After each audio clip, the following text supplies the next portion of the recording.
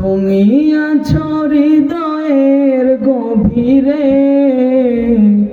বলবো তোমায় বলো কি করে। তুমি আছো হৃদয়ের গভীরে, বলবো তোমায় বলো কি করে। দেখি নাই তোমারে কোনদিন, তবু আছো স্মরণে অমলিন। প্রেমের ভুবনে তোমারি বিরহ ব্যথায়, নিশীতের শেফালিরা ঝরে। তুমি আছো হৃদয়ের গভীরে, বলবো তোমায় বলো কি করে। ঐতিহ্যবাহী সলিমাবাদ পশ্চিমপাড়া দারুল উলুম হাফিজিয়া মাদ্রাসার এবং বাইতুল ফালা জামে মসজিদ উন্নতি কল্পে তাফসীর ও কোরআন মাহফিলের সম্মানিত সভাপতি সাহেব, সম্মানিত প্রধান বক্তা এবং আমার সামনে উপবিষ্ট রয়েছেন অনেক সম্মানিত মেহমান, অনেক আমার শ্রদ্ধেয় মুরব্বীগণ। আসুন আমরা সকলেই মিলে আল্লাহ পাক রব্বুল আলামিনের কালিমাত শুকর আদায় করে শরীরের সবটুকু শক্তি দিয়ে উচ্চ সুরে সকলেই পড়ি আলহামদুলিল্লাহ। লক্ষ কোটি দরুদ ও সালাম বিশ্বনবীর উপরে সকলেই পড়ি সাল্লাল্লাহু আলাইহি ওয়াসাল্লাম। সম্মানিত উপস্থিতি, ভূমিকা লম্বা নয়, সময় কম, তাই আমি আপনাদের সামনে কুরআনুল কারীম থেকে সূরা নাজিআহ এই সূরা থেকে দুইটা আয়াত তেলাওয়াত করেছি। আয়াতের মধ্যে আল্লাহ তাআলা বলতেছেন, যে মানুষ দুইটা গুণ অর্জন করবে সে জান্নাতি। সুবহানাল্লাহ। যেহেতু তাফসীর মাহফিল সূরা নাজিআহ থেকে দুইটা আয়াত তেলাওয়াত করেছি, আল্লাহ পাক রব্বুল আলামিন এই সূরাটা কিয়ামত সম্পর্কে নাজিল করেছেন। কিয়ামত বিষয়ে আল্লাহ পাক রব্বুল আলামিন এই সূরাটা নাজিল করেন। সূরাটা প্রথম নাজিল হয় 1 থেকে 14 আয়াত, 15 থেকে 26, 27 থেকে 33, 36 থেকে 46 শেষ। আমি আপনাদের সামনে তেলাওয়াত করেছি 40-41। 40 নম্বর আয়াতে আল্লাহ পাক রব্বুল আলামিন দুইটা গুণের কথা বলেছে। কয়টা? দুইটা গুণ। দুইটা গুণ যার মধ্যে থাকবে আল্লাহ বলবেন, ওয়াম্মা মান খাফা মাকাম রাব্বিহি ওয়া নাহান নাফসা আনিল হাওয়া ফাইন্নাল জান্নাতা হিয়াল মাওয়া। যার মধ্যে দুইটা গুণ থাকবে, ফাইন্নাল জান্নাতা হিয়াল মাওয়া, সে জান্নাতি, তার কোনো চিন্তা নাই। সুবহানাল্লাহ পড়ি। কিয়ামত সম্পর্কে আল্লাহ পাক রব্বুল আলামিন এই সূরা নাজিল করলেন। আল্লাহ রব্বুল আলামিন 40 নম্বর আয়াতে বলেন, ওয়া আম্মা মান খাফা মাকামা রাব্বিহি ওয়া নাহান নাফসা আনিল হাওয়া। যার মধ্যে দুইটা গুণ থাকবে। 1 নাম্বার হলো ওয়া আম্মা মান খাফা মাকামা রাব্বিহি, যে মানুষের মধ্যে এমন গুণ থাকবে, আমি আল্লাহ পাক রব্বুল আলামিনের সামনে দাঁড়ানোকে ভয় পায়, আমি আল্লাহ রব্বুল আলামিনের সামনে তাকে জবাবদিহিতা করতে হবে, এই চিন্তা করে সে ভয় পায়। কিয়ামতের দিন আল্লাহ রব্বুল আলামিনের সামনে সকলকেই দাঁড়াতে হবে, এই দিনকে ভয় করেন। কিয়ামত দিনটা কেমন হবে, এত কঠিন মুহূর্ত। আল্লাহ রব্বুল আলামিন সূরা কমারের 46 নম্বর আয়াতে বলতেছেন, বালিস সাআতু মাওঈদুহুম ওয়াস সাআতু আদহা ওয়া আমার। অনেক মানুষের জন্য এই দিনটা শাস্তিময় হবে, অনেক মানুষের জন্য এই দিনটা বড় তিক্তময় হবে, কঠিন হবে। এই দিন মানুষগুলো ইয়া নাফসি করতে থাকবে। অনেকেই এই দিনটা দেখে আফসোস করতে থাকবে। আল্লাহ রাব্বুল আলামিন এই মানুষগুলির বৈচিত্র্য তুলে ধরলেন, আফসোসের কথা বললেন। সূরা ফজরের 23 নম্বর আয়াতে বলতেছেন, মানুষগুলো তখন কেমন আফসোস করবে। ওয়াজিআ ইয়াউমা ইযিন বিজাহান্নাম ইয়াউমাইযি ইয়াতাযাক্কারুল ইনসানু ওয়া আন্না লাহুদ যিকরা।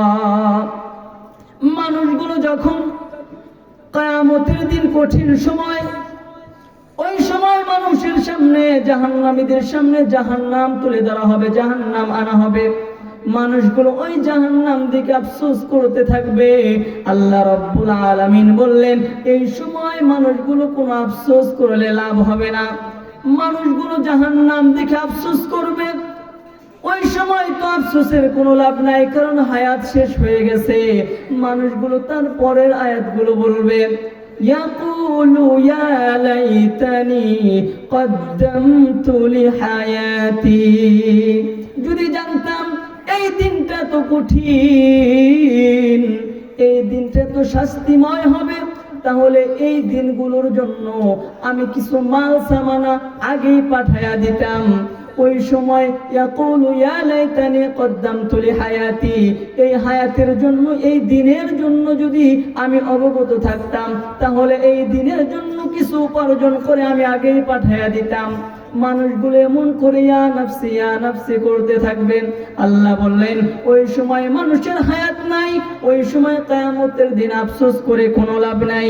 তাই আল্লাহ বলেন, তোমাদের কোনো আফসোস করতে হবে না, কোনো টেনশন করতে হবে না, যার মধ্যে এই গুণটা থাকবে, ওয়া আম্মা মান খাফা মাকামা রাব্বিহি, আমি আল্লাহ রাব্বুল আলামিনের সামনে দাঁড়ানোকে ভয় করো।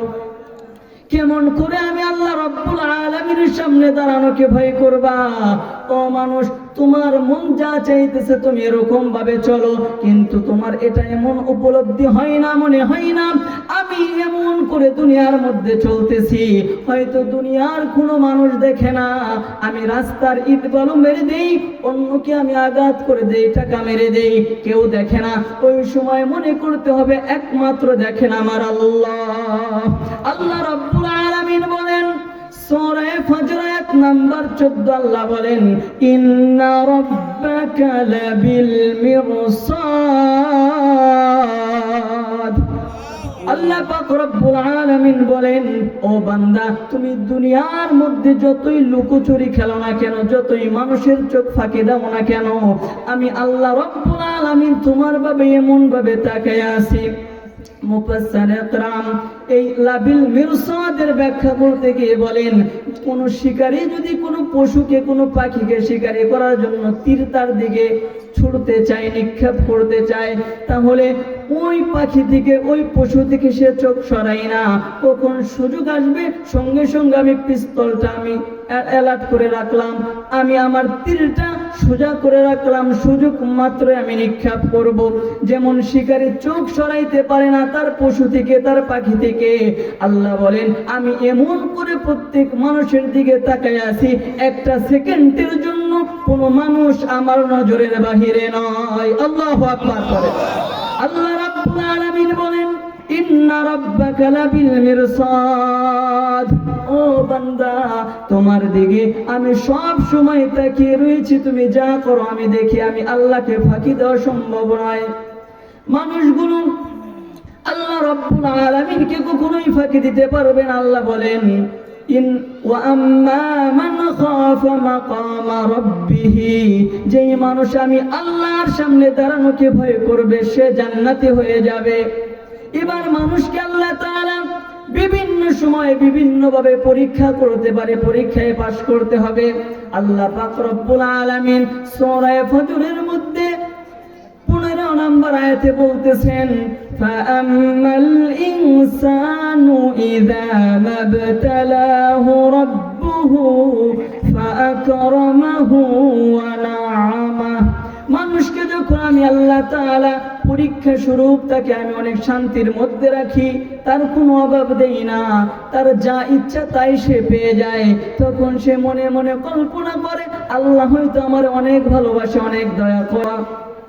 আল্লাহ রাব্বুল আলামিন পরে আয়াতে বলতেছেন, যখন আমি মানুষকে পরীক্ষা স্বরূপ তাকে একটু কষ্টের মধ্যে ফেলে দেই, ওই সময় মানুষগুলো না শুকরিয়া আদায় করে, ওই মানুষগুলো তখন বলতে থাকে আল্লাহ রাব্বুল আলামিন আমাকে ভালোবাসে না, আল্লাহ আমারে কিচ্ছু দেয় নাই। নাউজুবিল্লাহ পড়েন। আল্লাহ রাব্বুল আলামিন সূরা ইব্রাহিমের 7 নম্বর আয়াতে বলতেছেন, লা ইন শাকারতুম লা আযীদান্নাকুম ওয়া লা ইন কাফারতুম ইন্না আযাবি লাশাদীদ। ও মানুষ, তোমার কাছে যখন যেই শুকরিয়াটুকু আসে, যেই নিয়ামত আছে, শুকরিয়া আদায় করো। যদি শুকরিয়া আদায় করো, আমি আল্লাহ নিয়ামত আরো বাড়াইয়া দিব। আর যদি শুকরিয়া আদায় না করো, নিয়ামত তো ছিনিয়ে নিবই। ইন্না আযাবি লাশাদীদ, আরো তোমাকে কঠিন আযাবের মধ্যে ফেলে দিব। নাউজুবিল্লাহ পড়েন। তাই আল্লাহ রাব্বুল আলামিন বিভিন্ন সময় পরীক্ষা করে মানুষকে শান্তির মধ্যে রাখবেন, আবার বিভিন্ন সময় পরীক্ষা করে অশান্তির মধ্যে ফেলে দিবেন। তাই আল্লাহ পাক রব্বুল আলামিনের সামনে দাঁড়ানোর এই কথা মনে করে সব সময় শুকরিয়া আদায় করতে হবে। ঠিক না? আবার এক জোরে বলেন। আল্লাহ রাব্বুল আলামিন বলেন, ও বান্দা, কেন শুকরিয়া আদায় করবা না? কেন আমি আল্লাহর সামনে দাঁড়ানোকে ভয় করবা না? তুমি যেই জবান দিয়ে কথা বলো, এই জবানও তো আমার দেওয়া। সূরা বালাদ 1 নম্বর 8 মধ্যে আল্লাহ তাআলা বলতেছেন, ও মানুষ, তোমাকে যেই জবান আমি আল্লাহ তাআলা দিয়েছি, ওয়ালিসানাও ওয়া শাফাতাইন, তোমাকে যেই জবান আমি আল্লাহ দিয়েছি কথা বলো, এই জবানটা তো আমি আল্লাহরে দিও। অনেক মানুষ আছে এই জবান আছে কিন্তু কথা বলতে পারে না। ঠিক না? আবার জোরে বলেন। আল্লাহ বলেন, কেন শুকরিয়া আদায় করবা না? ওয়ালিসানাও ওয়া শাফাতাইন আলাম নাজআল লাহু আইনাইন, যেই চক্ষু তুমি যেই চক্ষু দিয়ে এই পৃথিবী দেখো, আমার নিয়ামত দেখো, এই চক্ষু তো আমি আল্লাহ তাআলাই দান করেছি। তোমাকে এত সুন্দর চক্ষু দান করলাম, জবান দান করলাম, তবুও কেন নিয়ামত আদায় করবা না? যখনই মানুষ একটু অশান্তির মধ্যে পড়ে যায়, সঙ্গে সঙ্গে আল্লাহকে ভুলে যায়। ঠিক না? আবার জোরে বলেন। আল্লাহ পাক রব্বুল আলামিন সূরা আদিয়ার 5 নম্বর আয়াতে বলেন, ইন্নাল ইনসানা লিরাব্বিহি লাকানুদ, মানুষগুলো বড়ই নিমুখ হারাম, তারা শুকরিয়া আদায় করতে চায় না, তারা শুকরিয়া আদায় করে না। তাই আমার আলোচনা ছিল, আম্মা মান খাফা মাকামা রাব্বিহি, আল্লাহ পাকের সামনে দাঁড়ানোকে ভয় করতে হবে। কিয়ামতের ময়দানে দাঁড়িয়ে আল্লাহর সামনে জবাব দিতে হবে, এরকম একটা ভয় যার মধ্যে থাকবে, সে কোনো গুনাহ করতে পারে না। ঠিক না? আবার এক জোরে বলে। দ্বিতীয় নাম্বার হলো ওয়ানাহান নাফসা আনিল হাওয়া, তোমার নফসকে তুমি আত্মসমর্পণ করাও। নফসের সাথে কখনো আপোষ করবা না। তোমার নফসের মধ্যে চাবে গুনাহ করতে, গুনাহ করা যাবে না। নফসের মধ্যে চাবে চুরি করতে, চুরি করা যাবে না। নফসের মধ্যে চাবে তোমার শক্তি আছে, ক্ষমতা আছে, তুমি ক্ষমতা প্রয়োগ করবা না। আল্লাহ রাব্বুল আলামিন, আল্লাহ পাক রব্বুল আলামিন সূরা শামসের মধ্যে বলতেছেন, ক্বাদ আফলাহা মান যাক্কাহা, যার অন্তরটা পরিশুদ্ধ করেছে, নফসকে পরিশুদ্ধ করেছে, সে সফল কাম হয়েছে। তাই আলোচনা ছিল যে মানুষ দুইটা গুণ, 1 নাম্বার হলো আল্লাহর সামনে দাঁড়ানোকে ভয় করবে, দ্বিতীয় নাম্বার তার নফসের সাথে তার নফসকে আত্মসমর্পণ করাবে, নফসের সাথে আপোষ করবে না, নফস যা চাবে তাই করবে না। নফস এমন চাবে, আরে আমি তো বাড়ির শাশুড়ি, আমার অনেক ক্ষমতা, চাইলে বৌমাকে আমি অন্যায়ভাবে তাকে আঘাত করতে পারি, তাকে ঝামেলার মধ্যে ফেলতে পারি। শাশুড়ি মাদেরকে বলতে চাই, যারা শাশুড়ি হয়েছেন, আপনি নফসের সাথে আপোষ করবেন না। আপনার ছেলেকে যদি ভালো রাখতে চান, তাহলে পুত্রবধূর সাথে ভালো ব্যবহার করুন। পুত্রবধূ ভালো থাকলে আপনার ছেলে ভালো থাকবে। আবার অনেক বাড়িতে বৌমাদের অনেক পাওয়ার, স্বামীকে আঘাত করার জন্য পায়, শুধু তার মাকে আঘাত করে। মাকে আঘাত করলে স্বামী আঘাত প্রাপ্ত হয়। তাই যাদের যে ক্ষমতা রয়েছে, নফসের সাথে আপোষ করবেন। নফসের সাথে কখনো আপোষ করা যাবে না। নফস যা চাবে তার উল্টা করতে হবে। যদি নফসের সাথে আপোষ কেউ না করে এবং আল্লাহ তাআলার সামনে দাঁড়াতে হবে, এই ভয় রাখে, আল্লাহ পাক রব্বুল আলামিন বলেন, ফাইন্নাল জান্নাতা হিয়াল মাওয়া, আমি আল্লাহ তাআলা তাকে জান্নাতি বানাইয়া দেব। সুবহানাল্লাহ পড়েন।